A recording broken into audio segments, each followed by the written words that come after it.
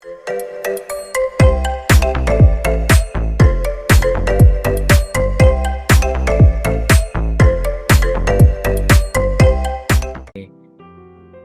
everyone and welcome back to another episode of Focus, Future of Creativity, Unity and Success.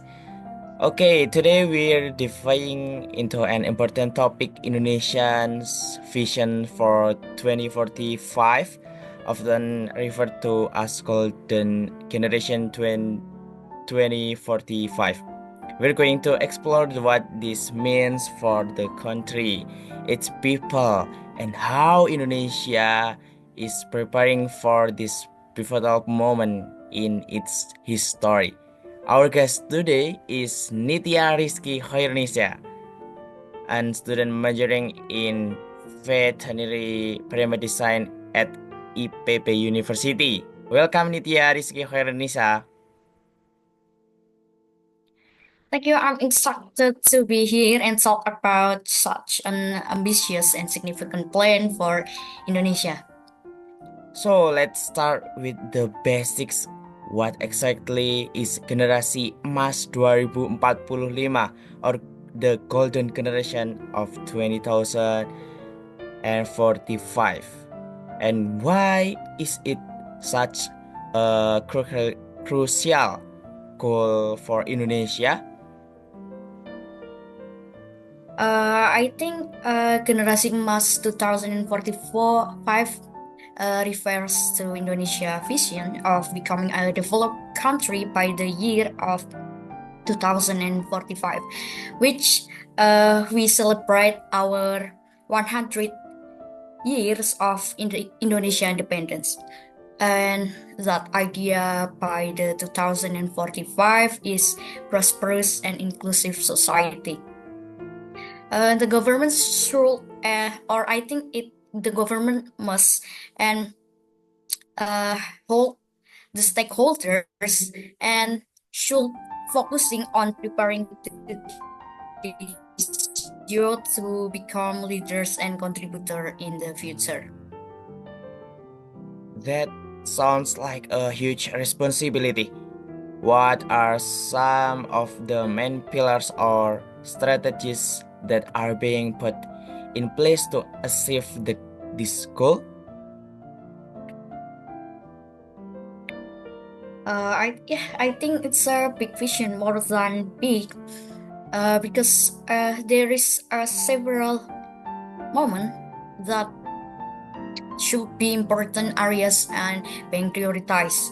The Generasi Emas 2045 of Indonesia is a plan that built on our four main pillars that we should focus on that four pillars for our future. I think the first pillar is economic growth, and that's inclusive. Second main pillars is human development, which means significant investment in education, health, and skills training to create a competitive workplace. When we talk about human development, we must talk about our education. They are connected because when we want the past human development, we should talk about how our education will be going and how education will build this country more than before with that human development. And third, we know that 0.0 era, which means there are so much technological innovation which involves building a digital infrastructure to support future industry.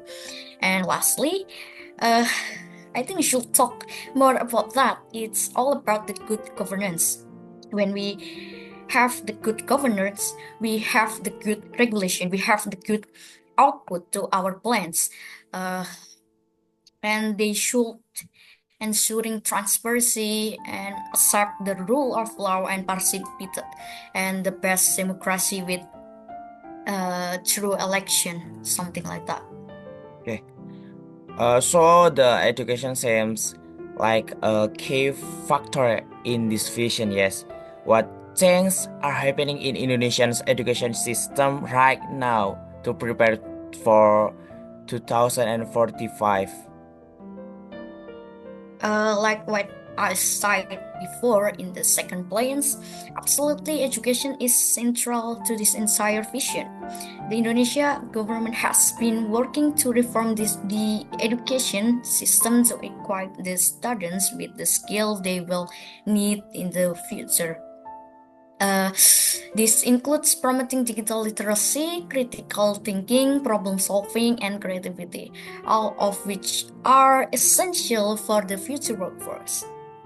They are also focusing on early childhood education and making sure that the access to quality education is available to all of us and to children across the country, not just in urban areas.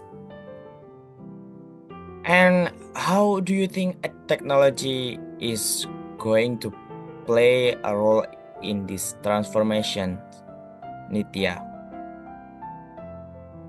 Uh, okay, thank you. Technology is going to be a game changer. Indonesia has been making strides in digital infrastructure, especially with initiative like Indonesia 5.0 era, which they have focused on integrating digital technology in key industry like manufacturing, agriculture, and services. The goal is to create a digital savvy population that can participate in globalized economy. We know that there is so much artificial intelligence here, robotics and sustainable technologies driving process.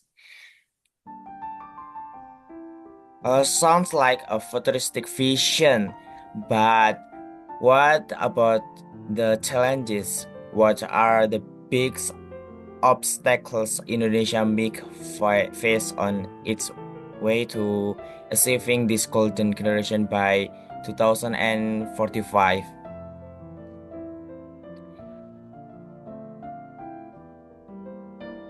Uh, that's a great question, I think. More than great.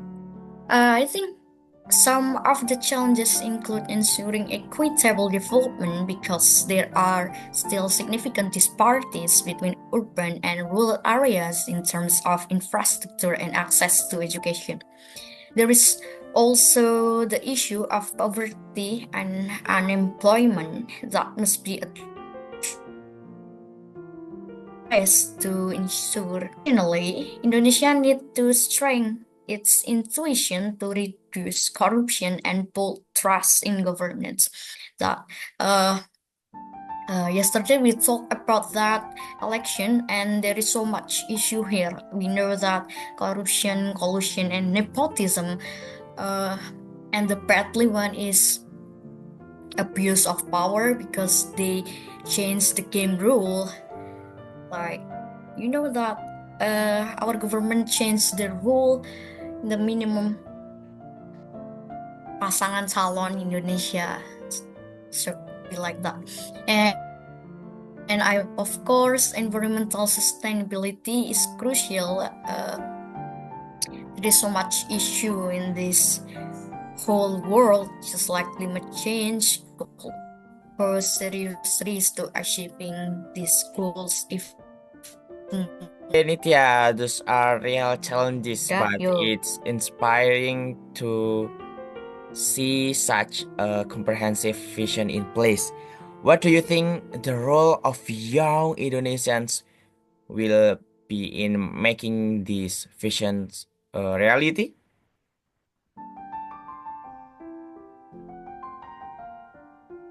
Um, I think they are the main character of this plane. By the 2045, it's expected that around 70% of Indonesia population will be of working age. This demography advantage often refers to as the demographic bonus.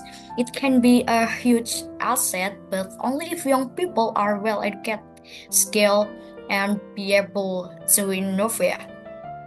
Uh, this is why there is such an emphasis and on empowering them now. whether through education, leadership development, and encouraging startup and creative industry. Okay. So in a way, the success of generasi emas 2045 depends on the next generation stepping up and taking ownership of the future, right? Exactly. It's all about building a generation that is not only well equipped to navigate the future, but also shape it.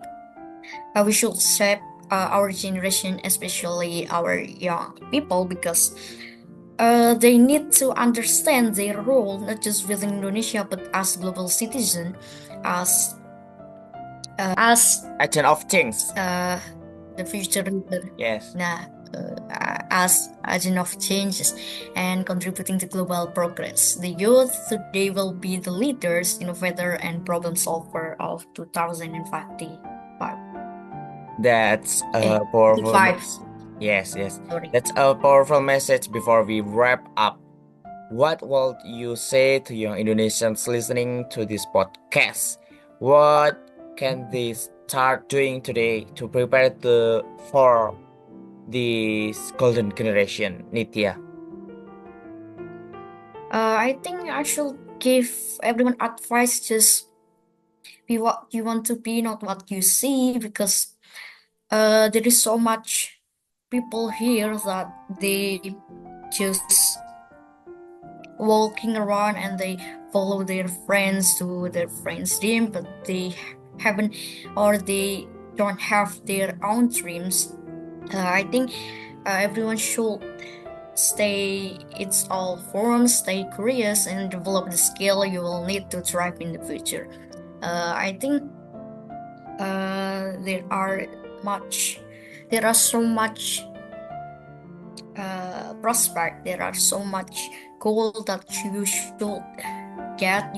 Should uh, you should hold it, and I think we have so much problem, especially this country with that politic condition. Uh, be aware of the global challenges we face, like climate change and technological disruption, and think how you can contribute to solving them. I hope everyone stay healthy and be happy. Just listen to yourself and believe in yourself, because you are the main character of every idea that you have. Just be yourself and just forget it when people talk bad about you. Just do it everything that you want, because this life is yours and you are the main character of your every idea. Lastly, stay engaged with your communities and get involved in shaping the future of you want to see for Indonesia. Great advice. Thank you so much, Nitya Rizky Indonesia, for sharing your insights today. I think our listeners have to a lot to think about when it comes to the future and their role in making generasi emas 2045 a reality. Thank you for having me. It was a pleasure to discuss this important topic. That's is for the today's guys and everyone episode of Focus Podcast. Remember, the future is in your hands, and what you do today can help shape a better tomorrow. Until next time, keep learning, keep growing, and stay inspired. Uh, bye bye, everyone, and see you next time. Stay tuned with me and Focus Podcast. Thank you, Nitya Arisaka Indonesia. Bye bye. It was pleasure to meet ya. Thank you.